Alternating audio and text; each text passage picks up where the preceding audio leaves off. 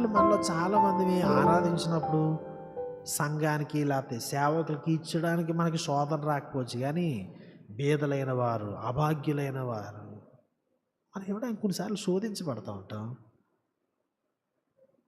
జాగ్రత్త పడతాం. కొన్నిసార్లు ఈ బడ్జెటెడ్ లైఫ్ స్టైల్ అనేది డెవలప్ చేసుకోవడంలో మనం స్ట్రగుల్ అవుతూ ఉంటాం.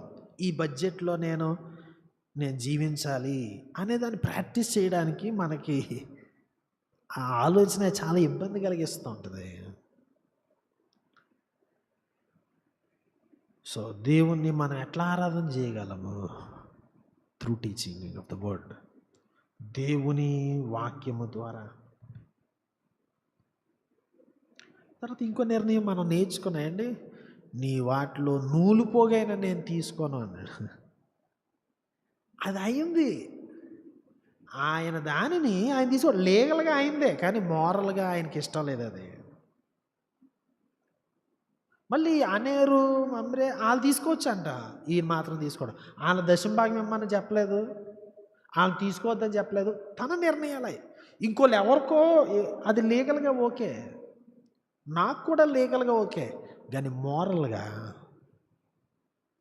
నైతికంగా, ఆధ్యాత్మికంగా అది నాకు సెట్ కాదు, నాకు అవసరంలే.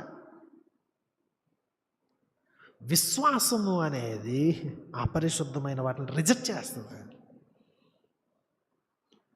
అది లోకానుకోటి కాదు, నాకు ఇంట్రెస్ట్ లేదు అని చెప్తుంది విశ్వాసం.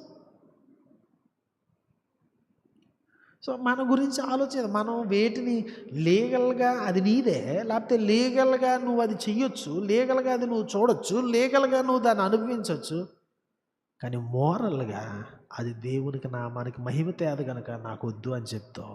ఏమున్నాయి మన జీవితంలో అట్లాగా? ఒకసారి ఆలోచన చేసుకుందాం మన జీవితంలో. నా జీవితంలో ఏదన్నా నేను ఇది నాకు ఇంట్రెస్ట్ లేదు, ఇది నా దేవునికి మహిమ తేదు, ఇది లేకపోతే నా ఆధ్యాత్మిక జీవితానికి ఉరిగా ఉంటుంది, లీగల్గా ఓకే, సమాజంలో ఓకే, కోర్టులు ఓకే, చట్టం ఓకే, కానీ నా దేవుడికి నాకు సంబంధించినంత లేకపోతాను.